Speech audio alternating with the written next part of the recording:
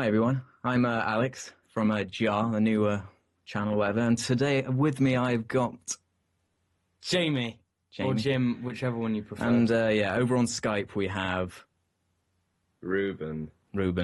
Happy old Ruben. Yeah, this is our first thing. So forgive us if it's a bit rough, Shit. a bit shit or rough or whatever. But anyway, our first thing today is going to be about why we think review scores are just stupid in general, and people. Okay, yeah, let's just start with. Okay, people obsess over review scores for no real reason. Like my big example is IGN. I really like the website, but the reviews. For me, I think that they're like really inconsistent because they've got like a whole team of reviewers. They're like. Must be like 20 plus of them, so they all use their out of 10 review scale in a sort of different way, which makes it so like COD will get a consistently good score when something for similar criticisms will get a lower score, and so on and so forth. And then you have like Kotaku, which just has the yes or the no review or not thing. Yet. Or not yet, which is just whatever. And then yeah, that's so indecisive that it's ultimately completely unhelpful. So yeah, what about? I think you guys agree, sort of thing. Yeah, I had an example I gave yesterday of something. There was the website Polygon. They reviewed the PS4 and gave it a 7.5 because they said there's no software out for it, no games. So it's like, what do we do with it? We've got a box and we can't do anything with it other than play Killzone and Knack.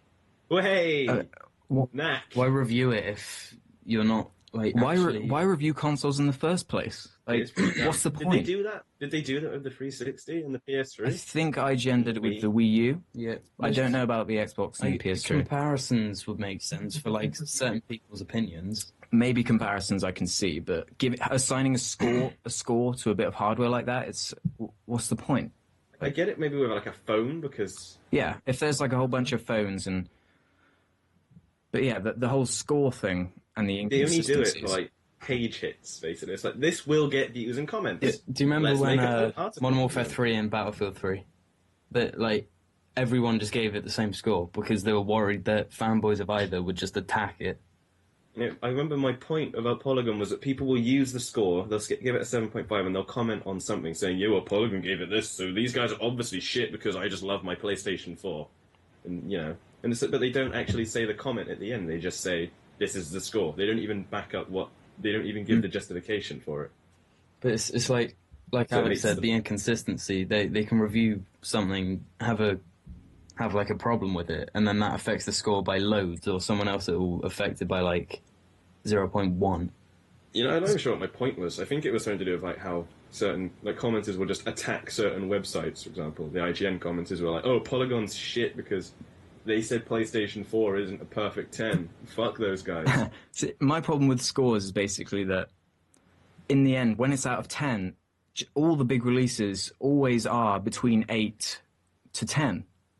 There's never real anything below it. So it's boring. In the end, what's even the point of that? Because you saw like IGN the last few years, all the games were just getting 8.5s, 9. Mainly, it's 9s and 9.1s, 9.5s. Even 10s, and then they gave like Skyward Sword a 10, and it's just the inconsistency of it. It doesn't really, and then it doesn't hold up, because people just like to take these scores and argue and compare with each other as if it somehow adds some kind of meaning to it, despite the fact in the end it's one person's opinion, and that opinion is going to be different no matter who it is. Like for example, me and Ruben will probably give Skyrim like a higher score than maybe Jim would. Yeah, then I would. And that's fine because we all think different things anyway, and that's why scores are they're meaningless in the end. It should be like, I didn't like these things, I liked these things. If you like things like this, then you will like it. Not like, I like this and this and this and this and this and this, ignore all the things I don't like, this gets a 10. Yeah. It's like people, they're looking for some, God, I don't even. They're looking for a way to justify and compare things in the end. So they're looking for an instant sort of justification to why something is good or bad, and that's always in a score. Hence why I don't like Metacritic either. You probably know from my other videos, but yeah, it's just It's like people want to beat others. Like, I like Battlefield, you like COD. Hey, look, Battlefield got a better score, or COD got a better score. I'm better than you. These 20 And then people there's that prefer age-old COD to... one of Halo and COD. I think, are people bored of that now? Halo and Call of Duty? Not the games, I mean. Are we bored of arguing over it? I say we. Well, Because you wouldn't know from the fire the internet's been on the last year or more, or ever since the internet existed. Even before the internet existed, people would have just arguing is just human nature, no matter what it is. Yeah, but such petty things. It's like... Just like the whole PS4, Xbox One thing, it doesn't fucking matter. Yeah. No, yeah, like... I don't want to... Like, my comments about IGN commenters in the PS4 may make it sound as if I'm being really biased. I don't intend to, it's just I hate IGN. Comments, sorry. IGN comments, I specifically. think just comments anywhere. YouTube, I think, is probably the worst, one of the worst YouTube for... because depending on the, like... title or whatever of the video, that's what the comments will be. They'll either be really for it or really against it, and it's like on an Xbox video, all these like people that already hated the Xbox One before it was going to come out on this Xbox video, they're going to go on it and be like, oh shit, the PS4 had all this stuff and it's better, it's cheaper, and no one gives a shit. No one gives a shit, because it's not like my purchase is going to like take money from anyone else. My purchase is my money, and everyone else's purchase is their money, or their parents, or, you know. But ultimately, though, the whole reason we even brought this up was because, well, we want to do reviews for things, and it's difficult to review things without giving it a sort of final verdict in the end. So we're going to have to sort of use a review scale. We have devised the perfect scale. Zzz. Well, because there are three of us. We've all got our three different scales, and the thing that's most important is, because there are three of us, it'll tend to be like, yeah, I agree with this person most of the time, or I disagree with this person most of the time, like it is with, you know, other websites. You might see reviewers all the time that you agree with or whatever. But yeah, that's what we're doing. We've got three different...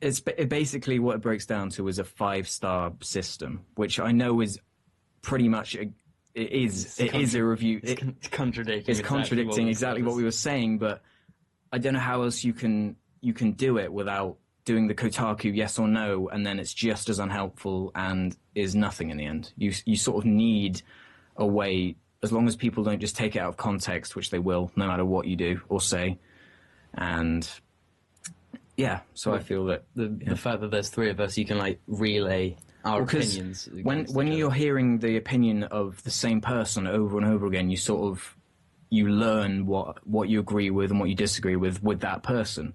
And that's the problem with IGN. They've got a different reviewer for all these different things, so you agree with some of them, but you'll disagree heavily with the others. And it's not... They have the House Call of Duty fanboy. There's always one of those. IGN.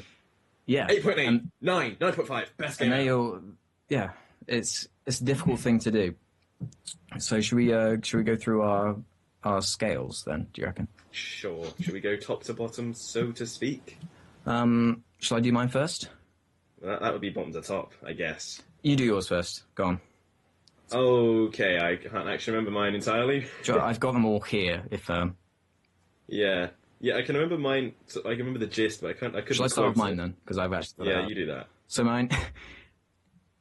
As a thing, mine are just it's all sort of like a joke in the end. It's like, don't take it really, really seriously as if it means something. It's just a way of sort of comparing it, but it's not the be all end all of everything. It's a really difficult thing to say. But anyway, so like a 5-star, 10 out of 10 equivalent for me is only a little bit shit, and then 4 stars sort of shit, 3 is shit, 4 is fucking shit, and no, I've gone back to the 3 is shit, 2 is fucking shit, and a 1-star is dog shit.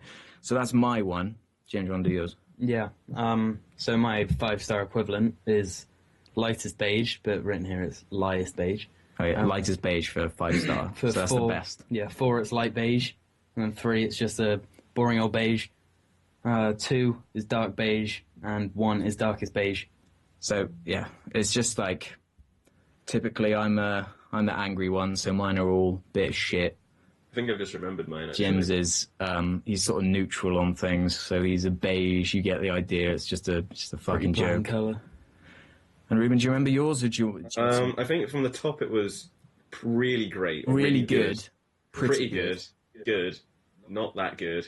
It's less good than No, less that good than not that good. Yeah, less good, not that good. So it may sound a bit weird and confusing at this point, but when actual reviews come out, then it'll make sense. You'll see it on the screen and be like, oh, that's what that means. Shall we tell them what we intend to do first?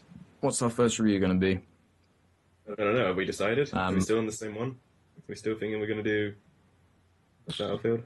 I thought that's what we're going to do. We've got a whole list of things. I mean, me and Jim, we can review things now. Like, we can review GTA, we can review whatever. Oh, yeah. So we'll probably do that. Well, Battlefield 4 will probably happen as a review. Just anything. Yeah, well, and it's not just games, we should mention as well. It's media, not games. It's jar media. It'll be films, TV shows, if just anything like, and also like, this is what we call the discussion/debate thing. It was like, the first one, so whatever, was sort of a discussion, but you get the idea. We could go on for ages about this whole score thing and how it's meaningless and then it's not meaningless and then still use it in the end. But yeah, so that's basically it. And you guys got anything else to add to that? Hubbly doodah. Sounds like a no to me. So anyway, yeah, that's it then. We will see you in the review or whatever.